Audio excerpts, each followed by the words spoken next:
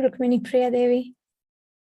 Hare Jai, welcome to our Purushottam month special Krishna Katha Leelas and pastimes of the demons and Krishna delivering them and the anarthas connected to that. So today I'd like to introduce you to Rukmini Priya Devi, joining us from, where are you joining us? Maybe you'd like to tell us a little bit about yourself, and you can start with the Mangala Charana and Om Namo Bhagavate Vasudevaya and get started. The room is yours. Krishna, dear devotees, please accept my humble obeisances. I'll go to Prabhupada. So my husband and I reside in Maryland, in USA. So I want to thank Shri Govinda Mataji for this kind opportunity to speak on the deliverance of Bakasura. I was happy for this topic because I have these qualities in my heart every day. So, Om Jnana Timirandasya Gana Shalakaya Chakshur Limitam Yena Tasmai Shri Guraya Namah Shri Chaitanya Mano Vistam Stapitam Yena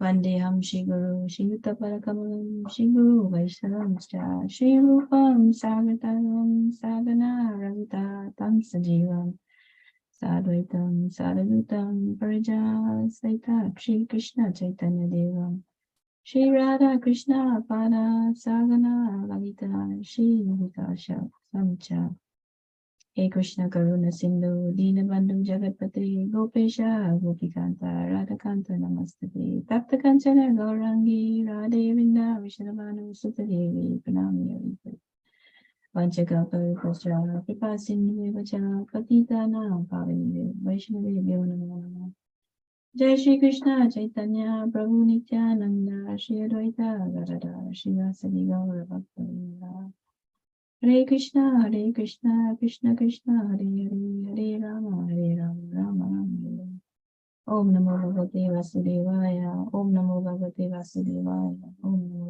Bhagavate Vasudevaya. So the deliverance of Bakasura. So I will speak a little bit about Bakasura pastimes.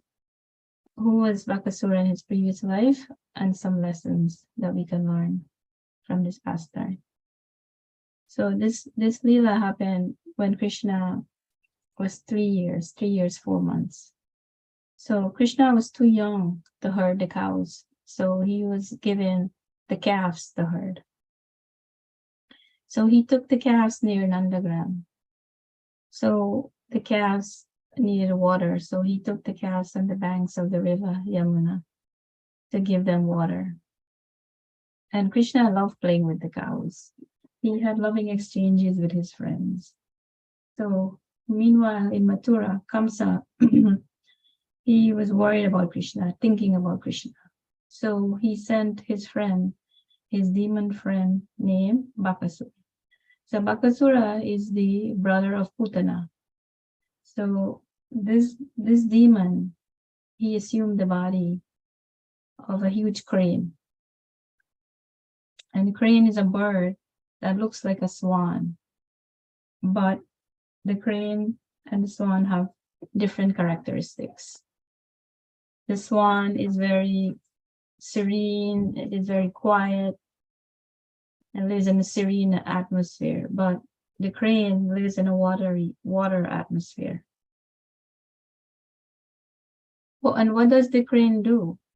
He stands at one place as if he's meditating with one leg up. And sometimes yogi do this. They stand on one leg and they meditate. But what does the crane meditate on? He meditates on fishes. He's watching and he's meditating on the fishes. So as soon as a crane sees a fish, he catches it. So this crane bird, he was big as a mountain, very strong, and he had large beaks. So the cowherd boys saw the crane with large beak and they were curious. But Krishna knew, Krishna is omniscient. He knew who Bakasura was. So as soon as they got close to the Bakasura, he opened his beak and swallowed Krishna. But for fun, Krishna allowed Bakasura to swallow him. Krishna made his body very hot, a burning sensation, hotter than fire. So, but Bakasura couldn't keep Krishna in his mouth. He threw out Krishna. Bakasura threw out Krishna from his mouth. So our Acharya, Sanatana Goswami, his commentary is just as sugar candy tastes bitter to a deceased person, Bakasura felt his throat on fire. So although Krishna is soft, Krishna felt very hard to the demon. So the fault of the demon, he couldn't, Krishna is very soft. So on the second time again, Bakasura, he tried to swallow Krishna. But this time, what did Krishna do? With his foot, he pressed his lower beak. And then with his hand, he pressed the upper jaw and pulled the demon apart, tore him into two pieces. And Bakasura was dead. So he tried to kill Krishna because he lost his power of discrimination. So when Bakasura comes, Krishna comes directly with Bakasura's mouth. Krishna's feet touches him. So these demons, Putana, Agasura, Bakasura, they're coming to kill him. But Krishna is so kind. He gives them liberation. Krishna protects his devotees and his friends, and he uplifts the demons. So Acharya Jiva Goswami, he stated, these cowboys, they see Krishna as their lives. Balaram and his friends, they fainted when they saw Krishna devoured by Bakasura, because he was huge, he was a gigantic crane. But yet when the boys go home, they declare this whole episode, and they say, Krishna did it again, Krishna did it again. So, but when they're going through the experience, they forget Krishna's power. So, Srila Prabhupada states, these cowherd boys, they have Krita Punya. So how many lifetimes have they, gained to achieve this piety, this good fortune? So how can, anyone explain their cowherd boys, their good fortune? So now I will share something about who was Bakasura in his previous life. So Bakasura was the son of Harigriva. So this is in this Leela Harigriva, different Harigriva. He had a son. His son's name was Utkal. Utkal was very powerful, extremely powerful. He gained dominance all over the world. So he even stole Indra's parasol, Indra's umbrella. He stole it. So he enjoyed great opulence for many years. But with material success, what does it do? It brings pride. But Bhaktivinoda Thakur writes, and he states that Bakasura, he represents cheating, cunningness, hypocrisy, and false designation. So with material success, if there is no humility, and with material success, without blessings of our superiors, it brings pride. So once Utkal was roaming around, and he came to Ganga Sagar.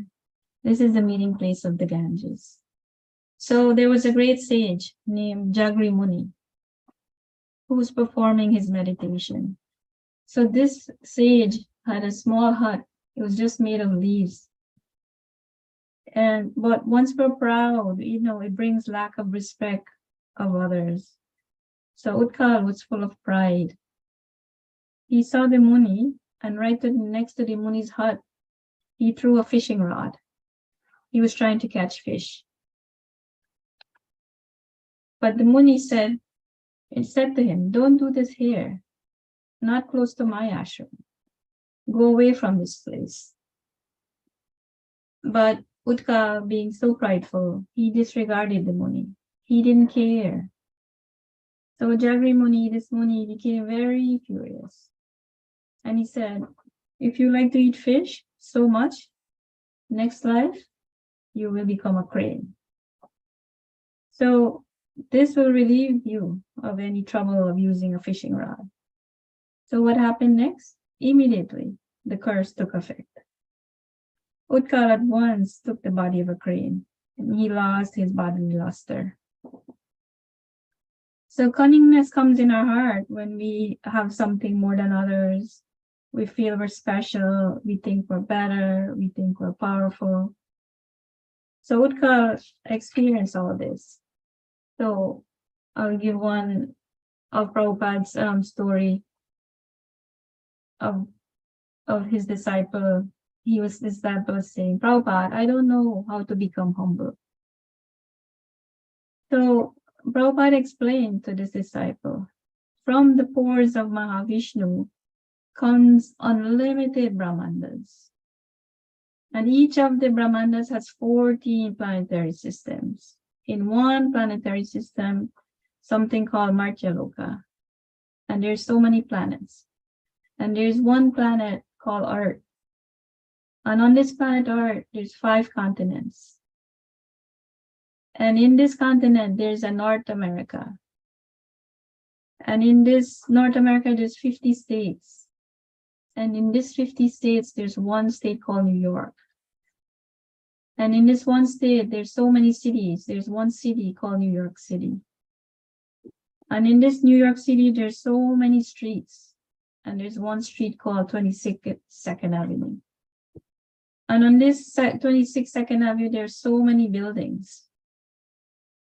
And there's one building, there's Hare Krishna building. And in this Hare Krishna building, there's so many devotees living here.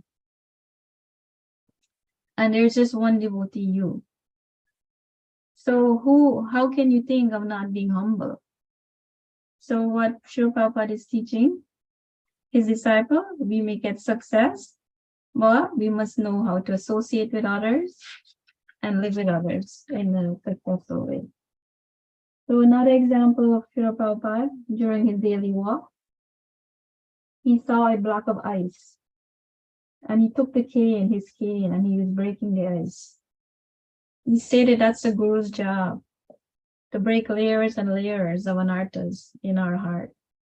So a Guru needs to break it. So the result of pride, one will commit offense to others.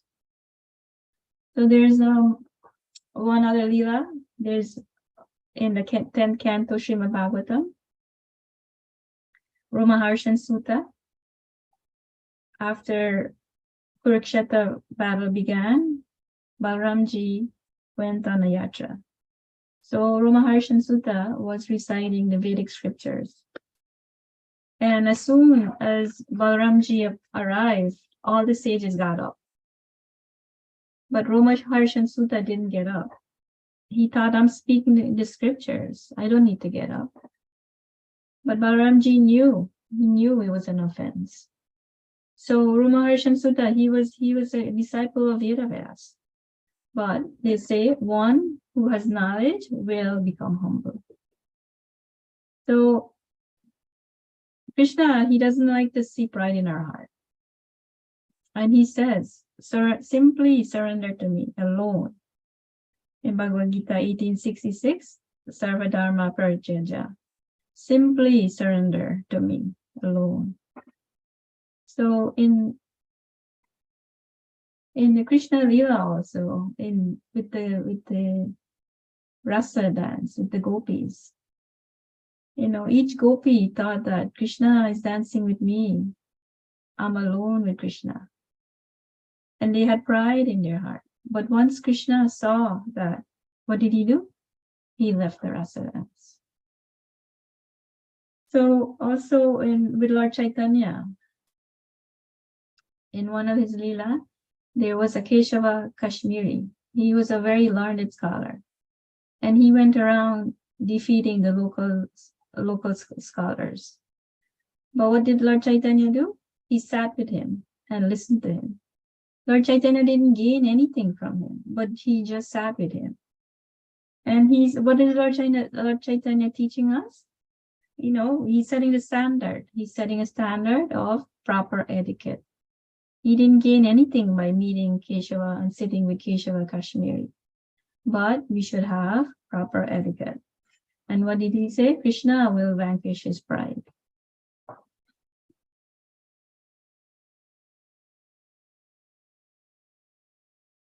So in our Govardhan Leela, Indradev, he had pride.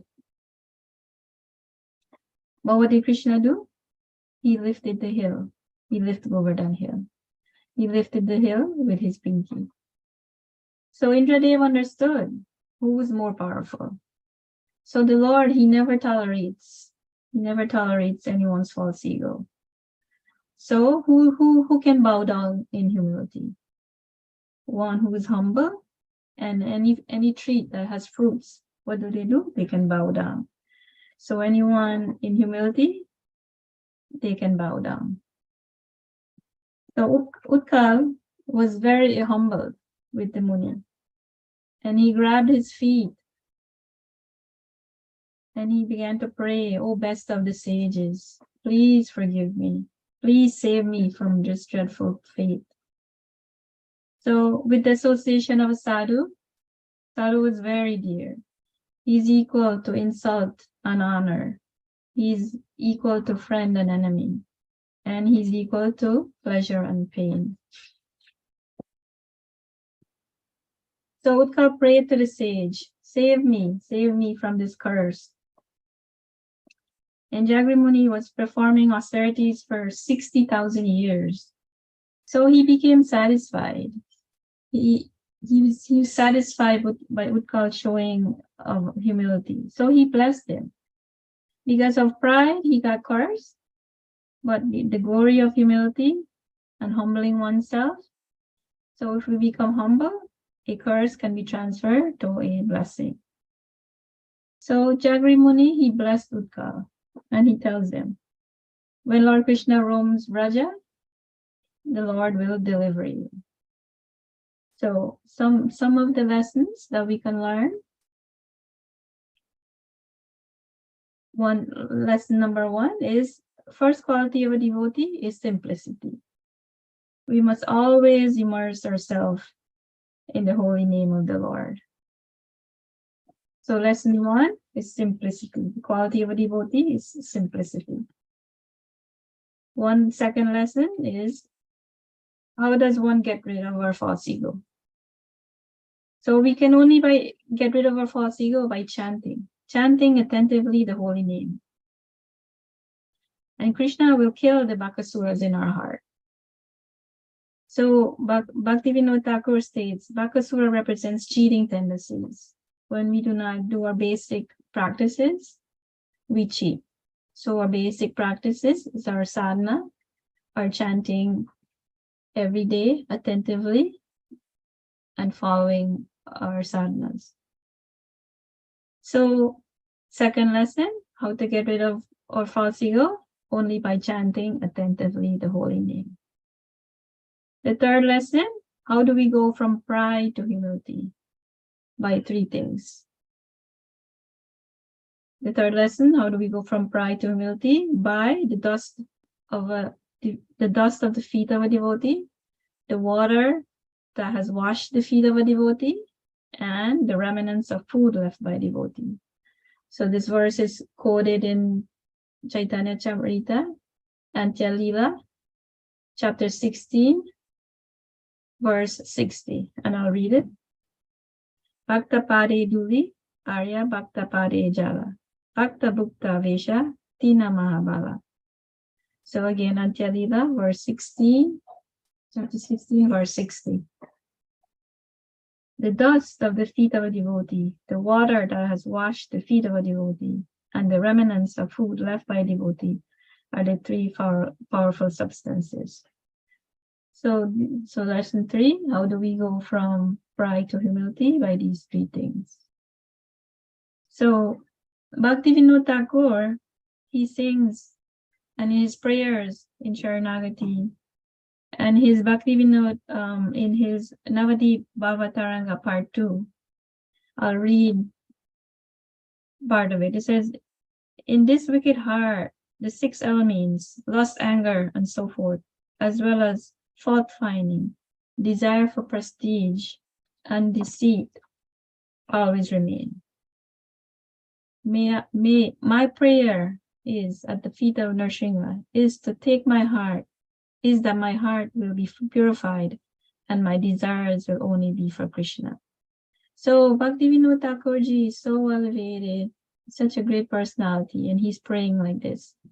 So what to speak of us? We're, small, tiny. So we should learn from our dear acharyas to practice like this, to think our heart is full of deceit and we're always fault finding and we desire prestige. And in his Gopinath prayers, Bhaktivinoda Thakur ji talks about his mind. And I like to read some of the translation. We have some time, so I'll read some of the translations. A few of the translations from his Gopinath Mama Nivane Sono song. So one of the translation reads, O Gopinath, Lord of the Gopis, please hear my request. I am a wicked materialist, always addicted to worldly desires, and no good qualities do I possess. So how he's praying like this, honestly. In song number 2, in the translation 2, it says, O Gopinath, indeed I am a servant of lust. Worldly desires are awakening in my heart, and thus the noose of fruitive work is beginning to tighten. In number 3 translation, O Gopinath, when will I wake up and abandon afar this enemy of lust? And will you manifest yourself in my heart? And in song number 3, in translation number 3, O Gopinath, my mind is crazy and does not care for any authority. It is always senseless and has remained in the dark pit of worldly affairs. Translation number 7. O Gopinath, you are Rishikesha, the Lord of the senses. Seeing me so helpless, please control these senses of mine and deliver me from this dark and peerless worldly experience. So these are the prayers and the songs of Bhaktivinoda Thakur. So we should try to learn to pray and sing like this. So with that, I will end here. Srila Prabhupada Ki Jai. So please, devotees, please give me your corrections or any comments, any questions. If I'm not able to take an answer, I will defer to Sri Radha Govinda Mataji. She's very learned in the scriptures. Hare Krishna. Thank you, Rukmini Priya Devi, for enlightening us with the wisdom and the great balance between the details of the story, the information, as well as the deeper lessons and introspection. You remind me of Bhaktivinoda Thakur's mood, because I was just there today. We went to Surabhi Kunj, we went to the house of Bhaktivinoda Thakur. And yeah, I mean, what you mentioned about in his bhajans, he expresses utmost humility. And in fact, Bhakti Siddhanta Saraswati Thakur, when he describes about the former years of Bhaktivinoda Thakur's life, he explains how difficult Bhaktivinoda Thakur's early life was. And there is an autobiography, 150 pages by Bhaktivinoda Thakur himself. And just like you were mentioning, Bhaktivinoda Thakur had a very tough life, and we can all relate to it. He always had health issues, and he had a son who went crazy, actually. One of the third son of Bhaktivinoda Thakur went mad, and then he had to take care of him. And Bhaktivinoda Thakur, in his earlier years, he was trying to figure out, he was studying different philosophies. By the way, he wasn't born Vaishnava. He was born a Shakta. And so he was trying to figure out, he almost converted himself into baptism. And he was getting often sick. And then when he went to one of these Goswamis to figure out how to fix his health. They told him to never eat meat and to never take prasad from demigods. And guess what? Kedarnath Datta, that was his earlier name, he had a difficulty to follow that. He actually had difficulty to be vegetarian. And then he couldn't go back to those Goswamis because he couldn't follow it. And then he was feeling embarrassed to go back to them because he had difficulty to give up meat. And he writes about his life in such a realistic manner and such a relevant manner. And, you know, Bhaktivinoda Thakur is not an ordinary soul, obviously. He's actually one of the Manjaris who appeared, who got a vision to go to Mayapur, and he got like one of the topmost positions as district magistrate, and he came to Mayapur when it was a jungle. But at the same time, you know, he's the one, by the way, we attribute our lessons to him. He figured out about the leelas connected to the anarthas. And he propagated this point that Rukmini Priya brought up again and again about the need for introspection and the need to look within and to find out. Okay, so the introspection part, and it's very important for devotees. And I really appreciated Rukmini Priya's class, which brought out that mood of Bhaktivinoda Thakur, realistic, balanced, at the same time introspective. And thank you very much. And if any of you have any questions, any comments, it's the right time to ask her. She has done a lot of research and her experience, life experience. So let's take advantage of that. Hare Krishna. Excellent class. Yeah, thank you very much for the excellent class. I understand that you spoke about like the Bakasura's previous life, but still I don't quite understand that. Like, what did Bakasura did the good karma so that like Krishna enter in his mouth, so touch his mouth, his body, enter inside him. And what bad karma did he do so that he became a demon? Does it make sense, my question? Yes, I'll start and then I'll ask Sri Radhamati to add. So he had this great opulence, you know, he lived a great life, but he was very disrespectful to the sage. He wanted to catch fish next to the sage's hut. The sage lived a very simple life. His hut was made of leaves, but he wanted to go catch fish. You know, the sage had been meditating for 60,000 years. So, but he wanted to catch fish right next to the sage's hut. And the sage asked him, please go away from here. But he disregarded the sage. He didn't want to hear from him. So the sage cursed him to become a crane so that you can just get the fish. So that's why he was a crane bird and he was able to catch, you know, fishes. But he became humble and he begged the sage to please relieve me of this curse. Please bless me. So the sage, kind-hearted as he is, he blessed him. So okay, in your next birth, you will born as a crane bird, but Krishna will deliver you. So in the next birth, he became a crane, and crane is always, you know, fishing, looking for fish, meditating on fish, and you know he was able to Krishna delivered him by killing him. Thank you very much. Yeah. Sorry, you did explain it before, but I didn't hear it like with the focus at that time, so I missed that part. So thank you very much for explaining it again. Thank you for your kind, you know, your hearing. So then thank you for your kind question. Mataji, you can add something else there. Hey, you answered it perfectly.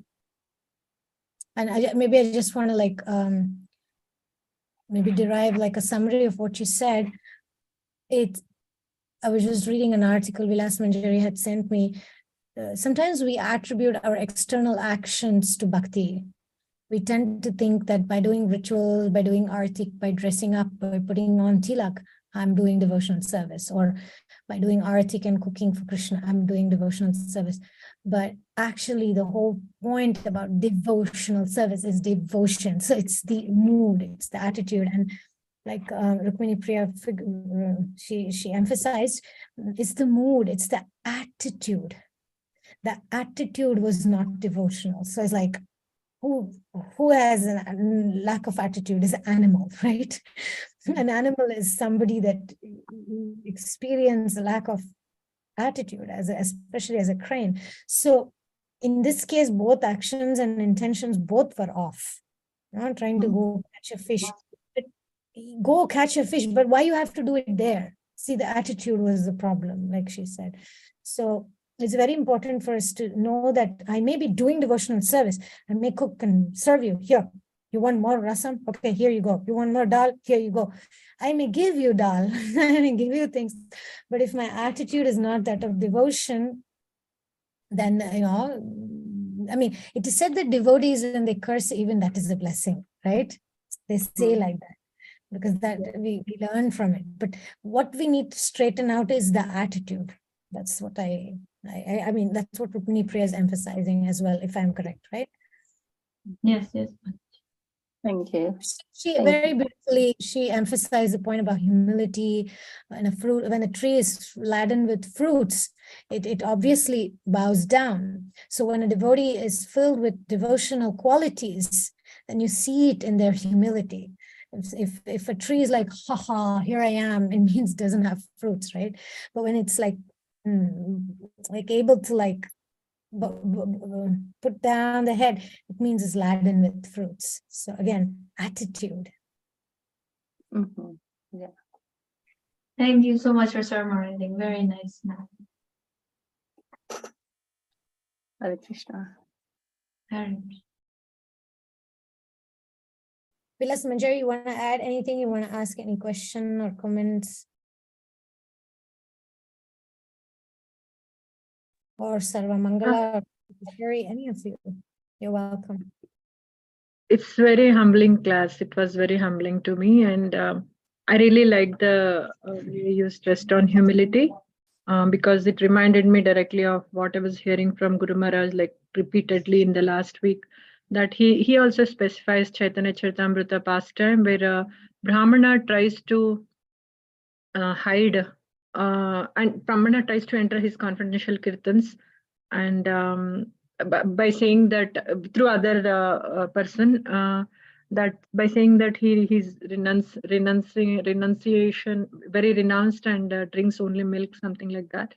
And then Mahaprabhu, he hides in the kirtan, and Mahaprabhu becomes angry, senses some presence of something impure, and then he figures out it was this Brahmana, and then he comes to know that because Brahmana felt that because of renunciation and because of milk, he thought that he can participate in kirtan, so he becomes angry, that, and he chastises him that you think that will give you Krishna bhakti only, and then he chastises him and he says he'll never get my mercy, and then Brahmana leaves with the mood of humility that Lord is so merciful, he taught me lessons by chastising me, and he becomes humble, and then he immediately attracts Mahaprabhu's mercies. So he says basically devotion and humility, only those two things you can surrender to Krishna. I remembered that past time as I heard you, and you actually beautified it very nicely, the humility part. I really loved it. Thank you so much.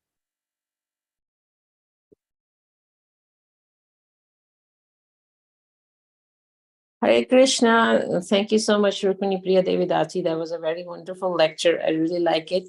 You mentioned about the material desires, if I can just bring up my note here, that it brings, give me 1 second. No, I lost my thought. But basically what you were trying to say that in your lecture, that the material opulences, it does bring pride in you, right? And that is kind of correlated to the topic that I will be giving lecture next week so that really helps. A lot of things you mentioned in your lecture, that was really good guidance and lessons for us. And I just wanted to say that was a very good lecture. Thank you so much. Thank you, dear Sarva Mangala Mataji. Very kind that you're taking notes and you're listening attentively. So, yeah, so this, when we gain material opulence, we think we're strong, we're powerful. But somehow Krishna doesn't like that. He doesn't like to see that in our heart. Same thing again, Yes. like with the rasa dance. He didn't like Yeah. to see that the gopis had pride. So, yes, thank you. Yes, very nice. And I also like Shri Radha Govinda Dasi said that, it's the attitude. It's the attitude that Lord Krishna watches, sees you. What's the mood? Mood matters a lot. I mean, that's right. We can be, follow the rules and guidelines, read all sorts of scriptures and be scholars on it. But then if you don't have the right attitude, you don't have the humility and also to respect the devotees, then you're not actually learning the bhakti. That's not true bhakti.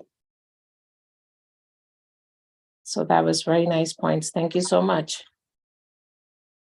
Yes, our bhakti path is a long path, but we just have to practice and practice our sadhana. We have to practice our sadhana nicely. And also we practice with the devotees association. Yes. Like Radhanath Maharaj, yes, so Radhanath Maharaj met one devotee in Vrindavan. And this devotee says, yes, I'm chanting 16 rounds. I'm doing it every day. And then he said, this devotee started to chant in front of Maharaj, and he said, Hare Krishna, Hare Krishna. So he didn't know, he was saying Hare Krishna, Hare Krishna, Hare Krishna. So Radhanath Maharaj said, you see, without the devotees association, we cannot move forward. So we do need the devotees association. That is true. That is true. I have come across some devotees in our temple who are just new devotees to the Krishna consciousness. They feel, oh, I don't need to be among the devotees. I can just read the scriptures and just chant this and I can do this. So you can talk to them, but I've noticed at certain points, you just have to leave them alone, let Krishna handle it. Yeah. Right. I had a Vaishnavi who said that, oh, I don't need to be here. I don't need to do this. And she was just doing whatever she wants to. And then to the point when you see attitude, is like the attitude. If you see it, you can help as much as you can, but afterwards you just leave it to Krishna. Okay. Krishna can take care of it. But Yes. devotee association, yes. We have to attain the good qualities of our pure devotees. Yes, To and we're advance so in fortunate. Krishna consciousness. And we have this forum here. So yes, we're so appreciative Mataji's giving us, even though we're not qualified, but she's kindly letting us each take turns. So This topic brought up to my mind. You can take a horse till the water, you cannot force Yes. it. So even if somebody is your Shiksha disciple, your Diksha disciple, your child, your best friend, if they're not willing to, learn or be humble or whatever it is, they can do nothing. And sometimes they have to go through the tough life experiences. They have to learn on their own. Like a child when it tries to walk. You can't always help. The kid has to trip and fall, and it needs to gain its strength on its own. And it's same thing with spiritual practices. Sometimes the devotees have to go through that. I don't need this, I don't need that. And then there comes a point they come back to you and say, actually, you know what, you're right. Or it's not about us being right, but it's just about them being ready, right? That's why even in recovery, right, Vilas Manjari, even in recovery, the thing that we beg the Lord, we praise the willingness to align to Lord's will, the willingness to align to Lord's will. It's very hard. You can't buy willingness on Amazon. You can't just want to buy willingness for devotional service or willingness to develop my attitude. You can't buy it. It's such a priceless gift to have. So I it comes was with like practice. that actually. I'm still like that, and I was like that actually. When I hear something, I would immediately not accept, and later I would accept. And We're all like I still have the tendencies in me that I don't immediately accept the things. I have to feel convinced about them by Guru Sadhu Shastra and my own experience also. Sometimes I have to go through pain. I'm like that. Being analytic, what is the word? Maybe you can, being somebody who is analyzing a lot. What do you call them? Analytic? If I'm, yeah. Yeah, I have had a Vishni who was same thing. If I say she wanted to know where you got the reference from, and we had a discussion to an argument and to the point where, okay, I'm okay at this spot and you're fine what you said, but I'm okay at this spot. So yeah, you have to leave it. I mean, And there is a place for us, like some people, if we really trust them, there is no harm in questioning. But again, like Yes. Rukmini was emphasizing, it is the attitude with which we question, right? I may have an attitude like, actually, I don't trust you. So whatever I'm going to ask you is to just show to you that I'm smarter than you, right? If that's the attitude of questioning, we can't get anywhere. But then there is the three ways of learning, right? One, the topmost intelligent person learns by hearing. And the second type, the second class person, by experiencing, they learn. And the third class person, even by experience, even by hearing, they don't learn. Yeah. And we often, I see that in the devotees too, because when we talk about humility, they misunderstand it. Like they think humility is being just, okay, I'll just keep on taking the beating and I have to be meek and I have to be tolerant. But it's not that. You don't have to be somebody's doormat. It has more in it. It involves more to be humble. You have to respect yourself before you can respect other people. You have to look at yourself first before you talk or speak or treat another person. Correct me if I'm wrong here, Shri Radha. Yeah, exactly.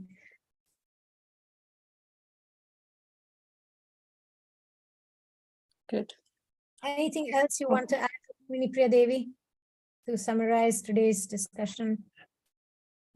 So yeah, this past time, I was happy to do the small talk, and I look forward for the rest of the next week to hear the Mataji speak on the different topics and deliverance of the demons.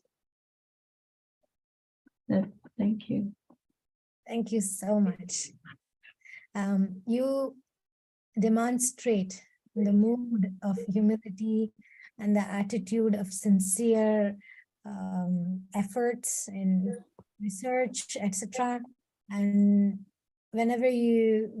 since you started attending the meetings, you've always maintained that mood of humility, of having the right attitude, wanting to learn, wanting to listen. And you were really like after listening to you today, I really feel like the analogy that fits your class is the tree which is laden with fruits, because you are a person who has so much to share, yet you were always like, you show up very humble, never have the attitude of know-it-all. And so as Vilas Manjari said, it was also humbling for me to hear the wisdom coming from you in that depth. It really touched me when you brought up about the importance of humility, the importance of introspection, and the Bhaktivinoda Thakur was really, I was really touched. So thank you so much. Thank you so much. Look forward to hearing nice more of your talks. Encouragement. Thank you for the encouragement. And I look forward to our group meetings so much. And this is such a nice opportunity, unbelievable, a way of helping me grow in my bhakti. Thank you. So proud of you. So everybody give a hand to Rukmini Priya. Hare Krishna. Jai. Srila Prabhupada ki Jai. And who is your Guru Maharaj, Rukmini Priya? I'm sorry? Who's your Guru Maharaj? Oh, Srila Ramapada Maharaj. So Ramapad Maharaj ki Jai. Jai. Next week. Ramapada Jai, jai. Jai. Hmm.